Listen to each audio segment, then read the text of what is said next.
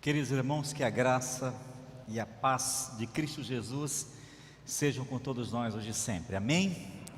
Que alegria mais uma vez estarmos reunidos na presença do Senhor em celebração desse culto festivo, alegre, inspirador da nossa fé e da nossa esperança viva, sempre viva em Cristo Jesus. E este mês de fevereiro, o tema das nossas mensagens é persevere. Persevere. Esse é um tempo difícil, estamos vivendo um tempo de muitos desafios, de muitas adversidades, e mais do que nunca, você e eu precisamos perseverar com afinco, perseverar com fé, perseverar com esperança, renovar a nossa confiança em Deus todos os dias, sempre olhando para frente. Crente não olha para trás, o povo de Deus não olha para trás, sempre olhando para frente, para o autor e consumador da nossa fé, Jesus, o alvo da nossa esperança, amém?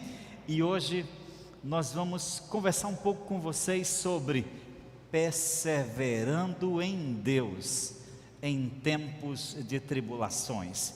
E eu os convido a ficar em pé e lermos a palavra de Deus. Hoje nós vamos lê-la no livro do profeta Abacuque, capítulo 3, versos 16 a 19. Uma curiosidade, a palavra hebraica Abacuque quer dizer abraço. Eu quero desejar um Abacuque para todos vocês nessa noite, tá bom? Abacuque capítulo 3, versos 16 a 19, está escrito: estremeci por dentro quando ouvi isso, os meus lábios tremeram de medo, minhas pernas vacilaram e tremi de terror. Esperarei em silêncio pelo dia em que a calamidade virá sobre os nossos invasores. Ainda, leia comigo, ainda que a figueira não floresça e não haja frutos na videira, ainda que a colheita de azeitonas não dê em nada e os campos fiquem vazios e improdutivos, ainda que os rebanhos morram nos campos e os currais fiquem vazios, mesmo assim me alegrarei no Senhor, exultarei no Deus de minha salvação. O Senhor soberano é minha força, Ele torna meus pés firmes como os da coça, para que eu possa andar em lugares altos. Louvado seja Deus, amém? Ore comigo. Pai querido, muito obrigado, Senhor, muito obrigado mesmo pelo privilégio, por esta ocasião tão singular para cada um de nós, quando o teu povo aqui congregado vem te adorar, cultuar o teu santo nome, cheio de gratidão e de temor, porque tu és o Deus da nossa alma, o Deus da nossa vida, o Deus em quem nós adoramos, a quem nós confiamos, a quem nós depositamos, em quem depositamos a nossa vida, a nossa fé e a nossa esperança. Pai querido, nós queremos pedir que teu Espírito Santo, o divino ensinador, possa abrir os olhos do nosso coração e do nosso entendimento, para compreendermos cada palavra lida nesta noite, para a edificação do teu povo, para a salvação de vidas e para a glória do teu santo nome, em nome de Jesus, amém? Amém. Por favor, sente-se. Precisamos, antes de mais nada, entender o contexto da passagem do texto de Abacuque. Abacuque foi o último profeta que profetizou antes da queda de Jerusalém. Antes da queda de Jerusalém, ele viveu num período de uma espécie de avivamento e declínio espiritual. Sob a direção do rei Josias, a cidade de Jerusalém e os judeus experimentaram um despertamento espiritual. Mas esse despertamento não durou muito e nem atingiu muitas pessoas da sociedade. de modo que Abacuque, andando por toda a cidade, começa a testemunhar o reino da iniquidade naquela cidade. A justiça era torcida, os ímpios governavam, os pobres eram explorados, a idolatria estava escondida no coração das pessoas. E Abacuque vê a grande cidade de Deus, o povo de Deus transviado, andando distante dos caminhos do Senhor. Então, no capítulo 1, ele faz uma oração a Deus. Ele diz: Senhor, até quando? Até quando eu oro ao Senhor e o Senhor não responde? Vê o teu povo desviado, vê o teu povo distante de ti. Deus, faz de novo, faz tua obra em nós. E ele clama por Deus.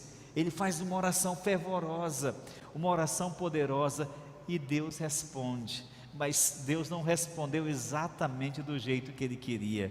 Deus então se chega até ele e diz: Abacuque, ouvi sua oração, ouvi o seu clamor, e decidi que enviarei um castigo sobre o meu povo.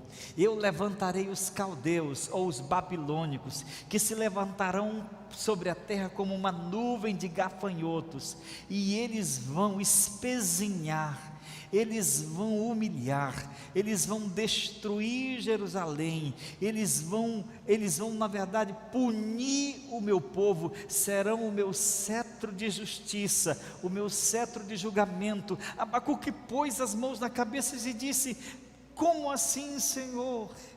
Eu vejo o teu povo desviado e eu peço que o Senhor avive o teu povo, e o Senhor manda juízo. O Senhor está mandando juízo. Naquele período, quem governava o mundo eram os assírios, mas Deus faria, dentro de algumas décadas, Nabucodonosor e outros reinos da Babilônia levantarem-se, e a Babilônia se levantaria como o maior império, e governaria e destronaria a Síria do império do mundo. E não somente isso, os babilônicos, os caldeus, eram uma nação violenta e puniria severamente o povo de Deus. Abacuque fica então completamente transtornado, abalado, porque agora Deus o faz ver o que vai acontecer à cidade. A cidade será queimada, o povo vai sofrer ainda mais, só que agora como o juízo de Deus. Mas Abacuque faz novamente uma oração, ele clama a Deus, ele está abalado com toda aquela situação, e Deus lhe mostra o que ele vai fazer com a Babilônia. Ele vai dizer: aqueles que eu hoje usarei como cetro de julgamento sobre o meu povo, também serão destruídos, para mostrar que eu governo a terra, eu governo os reinos, eu governo o coração dos homens. E a mesma nação babilônica seria totalmente destruída pelos medos persas décadas mais tarde. Quando Abacuque vê o futuro, ele vê a ira de Deus vindo sobre o seu povo, ele fica abalado. Quando ele olha ao seu lado, ele vê a nação transviada da vontade de Deus, e quando ele olha para dentro de si, é tomado de medo.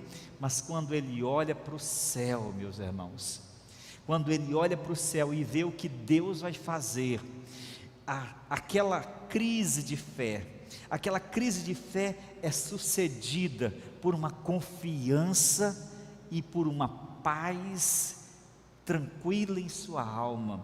Quando ele ouve o que Deus vai fazer, ele então reforça a sua esperança e decide perseverar em Deus, mesmo sabendo do que viria sobre sua nação.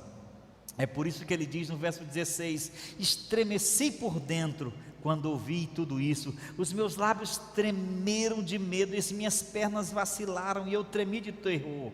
Esperarei em silêncio, diz ele, eu ficarei em silêncio, esperarei pelo dia em que a calamidade que vem sobre nós também virá sobre aqueles que o Senhor está usando para nos punir. E aí ele reafirma a sua esperança: ainda que a figueira não floresça, que não haja frutos da oliveira, ainda que os campos fiquem vazios e improdutivos, ainda que não haja rebanhos nos currais, ele termina confessando: mesmo assim, eu me alegrarei no Senhor e exultarei no Deus da minha salvação. Sabe alguém, Abacuque o profeta quis ver o que vai vir sobre sua nação, o que vai vir sobre si, o que vai vir sobre o seu povo. É um homem que aprendeu a pôr a sua fé, a sua esperança, a sua confiança em Deus, a despeito das circunstâncias que viriam sobre ele e sobre o seu povo. Irmãos, o grande problema da nossa geração de cristãos hoje é que a nossa fé está baseada numa espécie de vida boa. Parece que Deus só é Deus para nós se estiver tudo bem na nossa vida.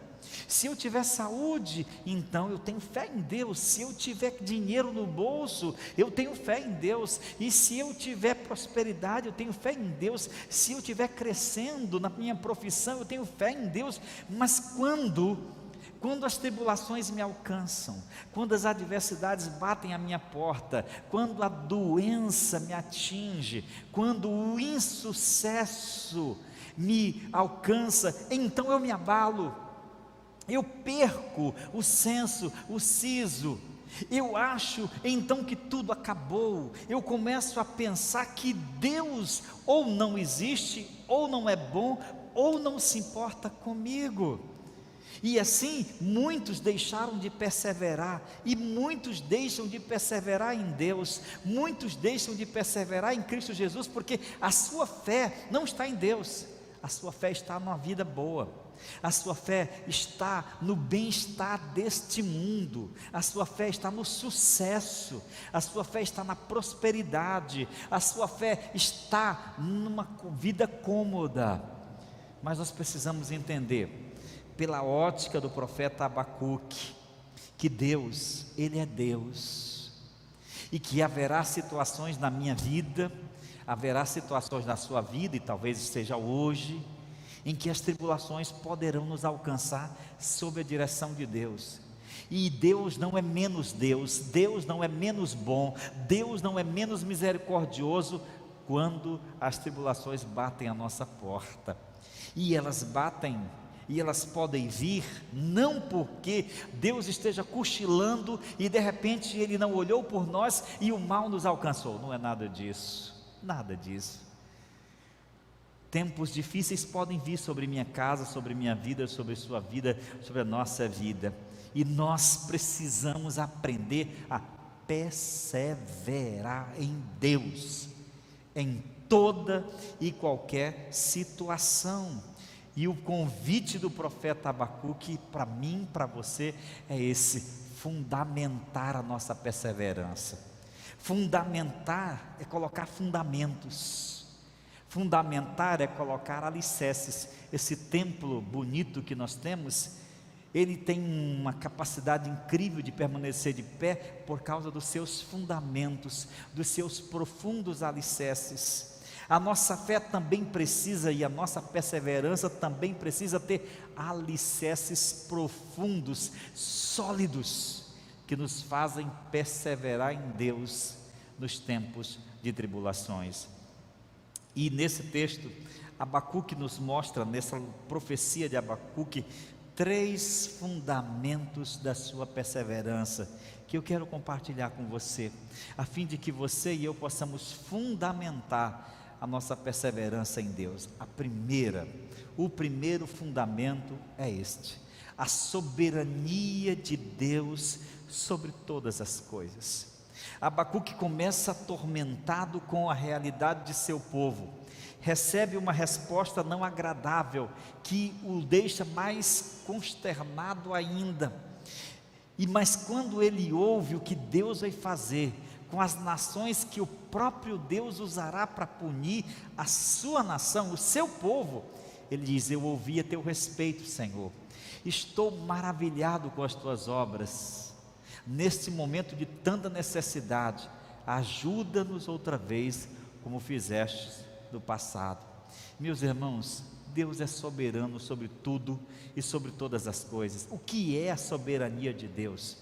A soberania de Deus é a capacidade que Deus tem de controlar, de guiar, de governar todas as coisas, inclusive a minha vida e a sua vida também. Nós não podemos crer num Deus que não tem controle das coisas. Nós não podemos crer num Deus que nos deixa ao acaso, que coisas acontecem na nossa vida como fruto do destino, do acaso ou da má sorte. Não é isso.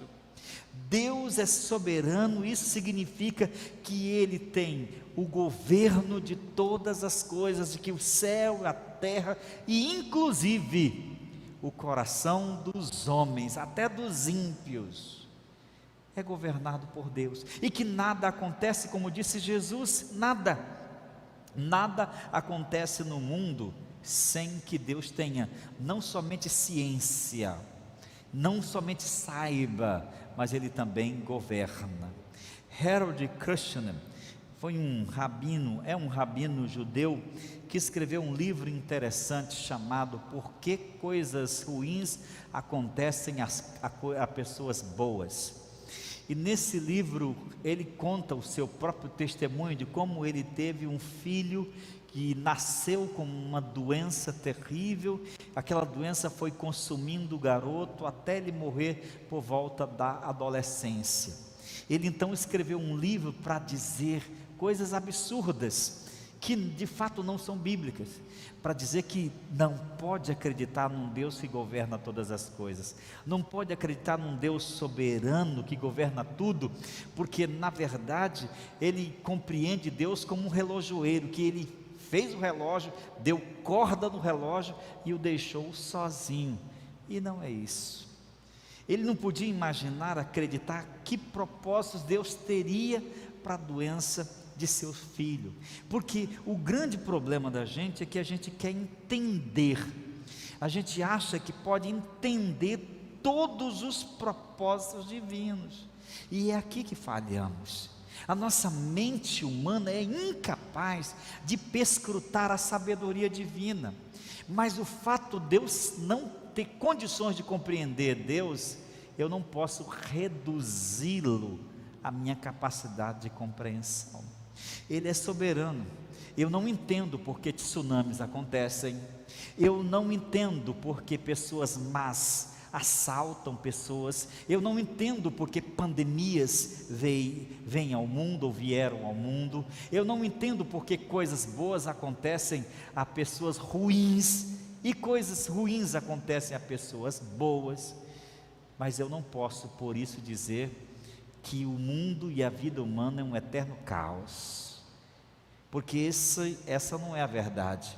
A Bíblia mostra de Gênesis a Apocalipse a ação de Deus, fazendo duas coisas. Primeiro, sustentando tudo, sustentando todas as coisas. Em Hebreus 1:3 diz que em Jesus Cristo reside toda a plenitude de Deus e nele tudo subsiste. É Deus que sustenta céus e terra, é Deus que sustenta todas as coisas, e isso, é claro, não exclui a liberdade humana, isso, é claro, não exclui a capacidade que os seres humanos têm de tomarem decisões, mas a soberania divina é além das decisões humanas, e inclusive governa sobre elas. Deus sustenta não somente a criação, mas sustenta a nossa vida, o universo e tudo o que existe. Ele não apenas sustenta, mas Ele reina, Ele governa. O universo e a criação inanimada e tudo o que existe está sob o governo de Deus. Nós não podemos crer num Deus que o Harold Krishna criou. A ideia do teísmo aberto é de que Deus, a ideia do teísmo aberto, que é uma espécie de derivação de teologia pós-moderna, é um Deus que não pode prevê o que vai acontecer. É um Deus que Ele fez a natureza e a natureza está desgovernada, segue suas próprias leis, suas próprias regras, e Deus não pode intervir, Deus não pode prever. O que Deus faz é que quando as coisas ruins acontecem a pessoas boas, Deus é uma espécie de, no mínimo ou no máximo, um capelão que está ao nosso lado.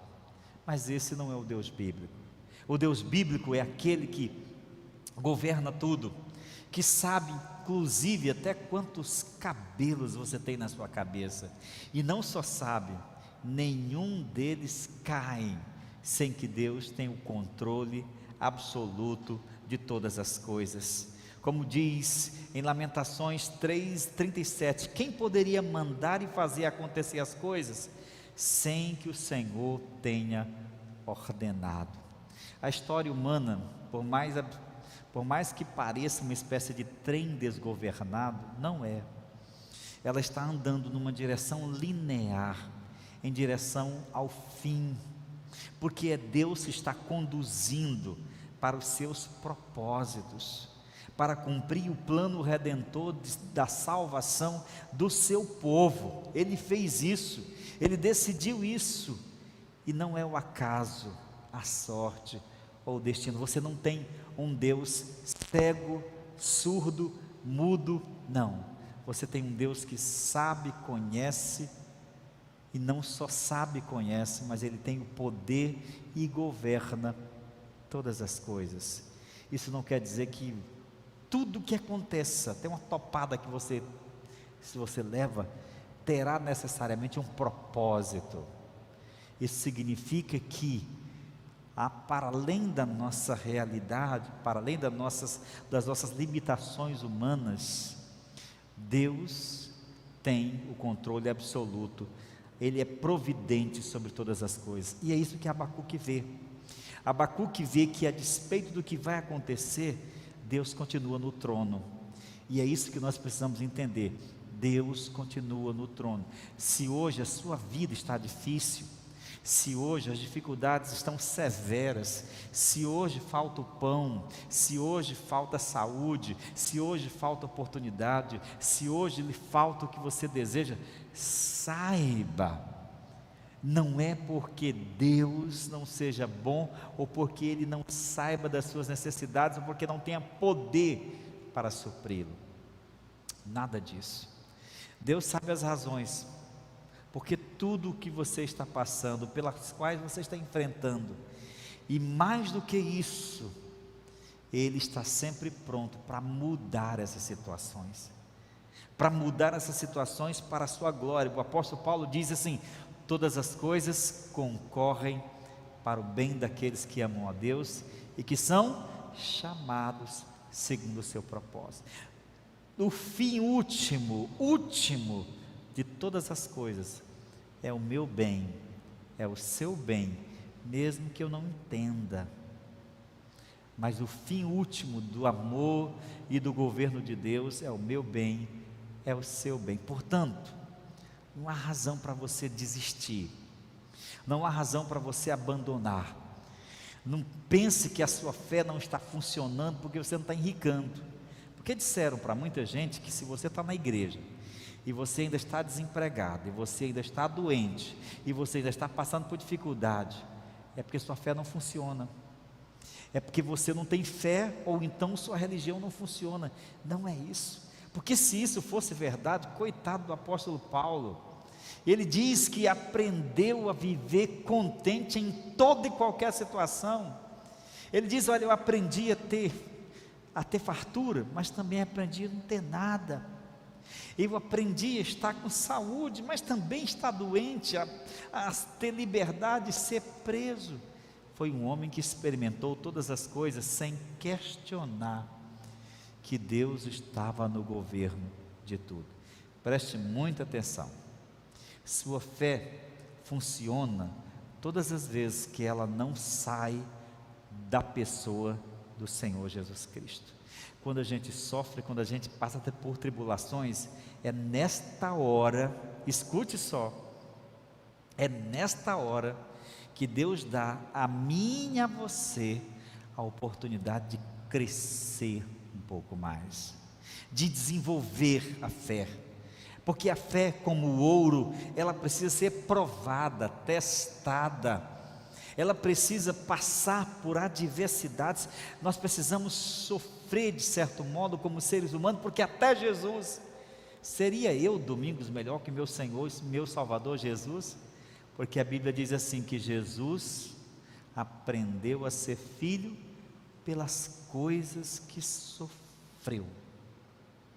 Que coisa estranha, não é verdade? É muito diferente das pregações que você já está acostumado de ouvir. Olha, venha para cá que você vai ter prosperidade, você não vai ter mais problema, você vai ser rico, você vai ser poderoso, você vai ter sucesso. Isso não é bíblico, isso é ilusão. A verdade é, Deus governa em todos os momentos da nossa vida. Segundo fundamento da nossa perseverança, é a força que Deus nos dá em tempos de adversidades. Veja o que diz o verso 19: o Senhor soberano é a minha força, Ele torna meus pés firmes como os da coça, para que eu possa andar em lugares altos. O Deus soberano, Ele é a nossa força. É nos tempos de dificuldades que Deus nos adestra, que Deus nos capacita, que Deus tonifica a musculatura da nossa fé.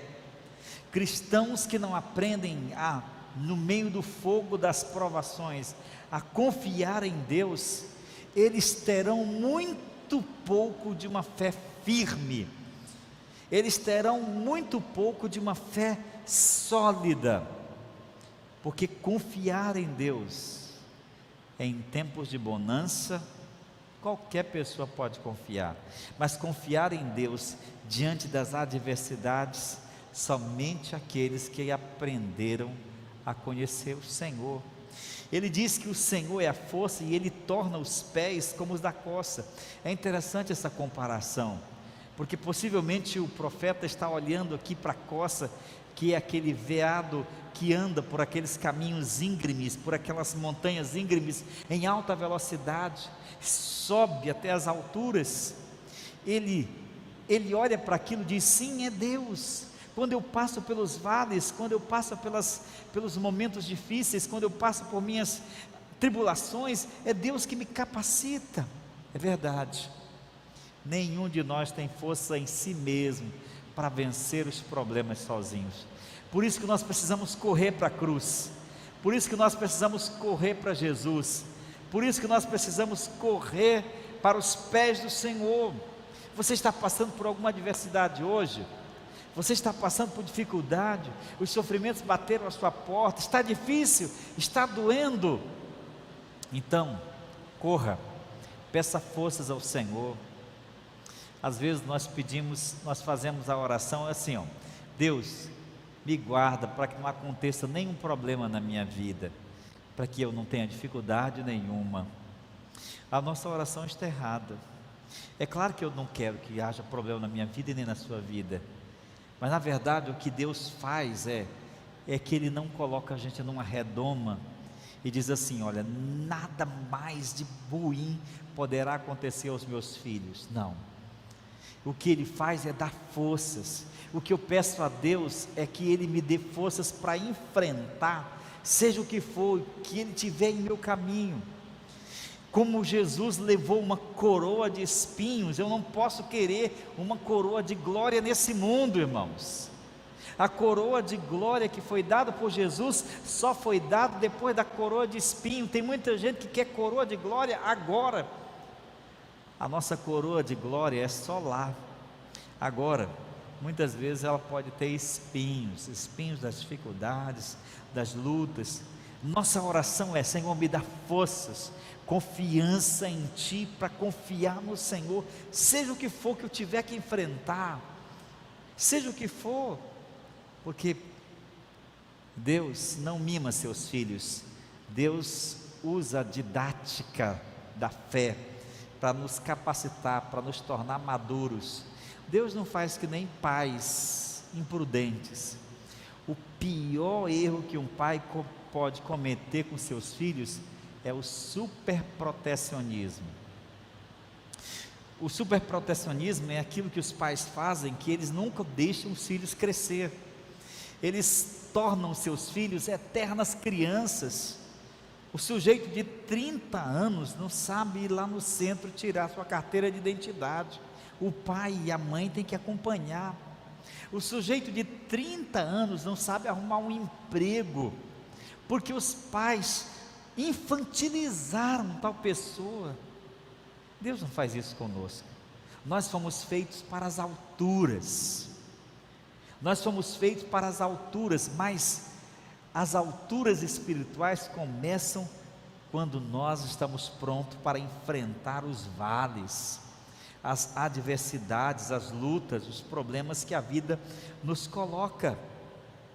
Deus prepara o seu povo. Sua oração e a minha deve dizer: Senhor, eu não sei o que o Senhor tem reservado para mim amanhã ou depois, mas dá-me graça, dá-me mais graça, dá-me confiança em Ti, perseverança em Ti, para que aconteça o que acontecer, eu jamais deixe de Te amar, jamais. Eu deixo de crer em Ti, jamais deixo de confiar em Ti. Essa é a fé. A fé é uma caminhada ao lado de Deus. A fé é uma caminhada firme. A fé é uma caminhada forte. A fé é uma caminhada inabalável diante de todas as circunstâncias, porque a nossa fé não está nas circunstâncias. A fé do cristão é ultra circunstancial. Nossa fé está no provedor e não nas provisões. Nossa fé está no Deus das bênçãos e não nas bênçãos de Deus. É por isso que Abacuque podia dizer assim: ainda que não haja fruto da videira, ainda que não haja produto da oliveira minta, ainda que os gados morram, ele está falando de elementos da agricultura e da pecuária que servia de sustento para o ministério profético dos seus dias. Ele disse: olha, ainda que nada disso exista e que eu venha passar fome ou necessidade, eu me alegrarei no Senhor e exultarei no Deus da minha salvação. Não vou abandonar a Deus. Será que tem muita gente que está sendo tentada a abandonar a Deus quando as coisas apertam na sua vida? É essa exatamente a estratagema do diabo. Quando as coisas apertam para o nosso lado, o diabo sopra nos nossos ouvidos: você é crente, por que você está passando isso? Ou Deus não é bom, ou você não é crente. Porque se Deus fosse bom, você não podia passar por isso. E se você fosse crente, você bem poderia dizer: Deus, eu determino isso. Isso é coisa do diabo. O crente diz assim: ainda que a figueira não floresça e que não haja frutos da oliveira, ainda que não haja rebanho nos currais, eu me alegrarei no Senhor e exultarei no Deus da minha salvação. Diga amém? Em último lugar, o último fundamento da perseverança do profeta Abacuque é o triunfo final da justiça divina sobre o mal. Meus irmãos, quando ele olha para o futuro, ele vê que aquela nação que Deus usaria para punir o seu povo será também punida. Se há uma coisa que você pode ter certeza, é que nenhum mal existirá para sempre. E quando eu digo mal, é tudo aquilo que de alguma forma faz o povo de Deus sofrer. No capítulo 2, versos 1 e 3, 12 e 13, ele diz: marchastes pela terra com ira e furioso pisaste as nações, saístes para resgatar teu povo, para libertar os teus ungidos. Abacuque vê a vitória final de Deus e de seu povo. Abacuque vê o reinado final de Deus e da sua igreja. porque no final, irmãos, no fim da história, no ponto final, só o bem existirá. Todo tipo de mal será extinto, todo tipo de mal será punido, os maus, os ímpios, os incrédulos, os injustos, aqueles que praticaram a mentira, a vaidade, a soberba, o pecado, a ganância, o ódio, a luxúria, todos aqueles que fizeram mal nesse mundo receberão o seu castigo eterno. Mas o povo de Deus, os ungidos de Deus, serão resgatados. Por isso que Abacuque diz: eu não posso abandonar a Deus, eu não posso deixar de perseverar, eu não vou deixar o Senhor jamais, porque no fim, Ele é o vencedor, a vitória é do Senhor, a vitória é do povo de Deus, a vitória é da igreja de Deus.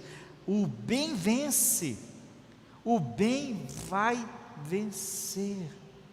Inclusive, ele estava pensando também no dia em que Deus puniu a própria Babilônia, quando ela caiu, ela ruiu sobre o poderio do Império Medo-Persa, para mostrar que nenhum poder humano deste mundo é para sempre. Os impérios se levantam e caem, se levantam e caem, se levantam e caem, mas Deus continua no trono e Ele reina para todo sempre e reinará eternamente com o seu povo na eternidade, amém? Deus continua no trono, Ele continua reinando. Depois que Abacuque fortalece a sua fé, ele sai de um percurso de medo, de desespero, de desesperança e ascende para uma experiência de fé profunda com o seu Deus, com o Senhor, porque agora sim, agora ele entendeu que o seu Deus venceria todo o mal e que nada nesse mundo permaneceria de pé diante do Senhor. Eu esperarei em silêncio pelo dia, diz o profeta, em que a justiça de Deus cairá sobre os ímpios, e ainda que a figueira não floresça e não haja fruto na videira, ainda que a colheita de azeitona não dê nada, os campos fiquem vazios e improdutivos, que os rebanhos morram no campo, mesmo assim, eu vou me alegrar no Senhor, a minha fé está nele, a minha confiança está nele, eu o amo e ele me ama, e a minha vida está nas mãos dele para todo sempre, amém, povo de Deus? Isso é fé. Fé é essa capacidade de confiar em Deus, fé é essa confiança inabalável em Deus, embora essas fontes de riqueza, de sustento possam não existir, o profeta diz: a minha fé está no Senhor, a minha fé está nele. O Hernandes Dias Lopes diz assim: a confiança do profeta não estava na provisão, mas no provedor. Os recursos da terra podem falhar, mas Deus não falhará. Como Jó, Abacuque estava pronto para perder tudo, menos a sua fé no Senhor. Ah, meus irmãos, quanta gente está perdendo a fé, quantas pessoas estão vivendo hoje uma crise de fé, quantas pessoas estão perdendo a confiança, se é que um dia tiveram, porque compreenderam tudo errado. Deus continua no trono, Ele é soberano sobre tudo, Ele cuida do seu povo, e quando Ele achar que pode, e que nós devemos passar por adversidades, Ele permitirá. Ele continuará sendo bom, Ele continuará sendo Deus, Ele continuará sendo justo, Ele continuará se importando comigo e com você, e Ele continuará, sobretudo, pronto para ouvir a minha e a sua oração também. Portanto, persevere, vá em frente, nunca pense em desistir, prossiga firme na fé, olhando firmemente para o autor e consumador da sua fé. Não olhe para trás. Jesus disse assim: aquele que põe a mão no arado e olha para trás não é digno de ser meu discípulo. Você é discípulo de Jesus? Amém? Prossiga, persevere. O teu Senhor é contigo em toda e qualquer situação e vai te dar a vitória. O Senhor é contigo. Amém? Mas eu quero também dizer a você que ainda não é crente em Cristo Jesus, você que ainda não confessou, não depositou sua fé no Filho de Deus, eu quero encerrar essa mensagem fazendo esses dois convites. O primeiro é para você que já é crente. Meu irmão, prossiga, persevere. E para você que ainda não é crente, coloque sua fé em Jesus, na graça provedora, sustentadora de Deus na sua vida.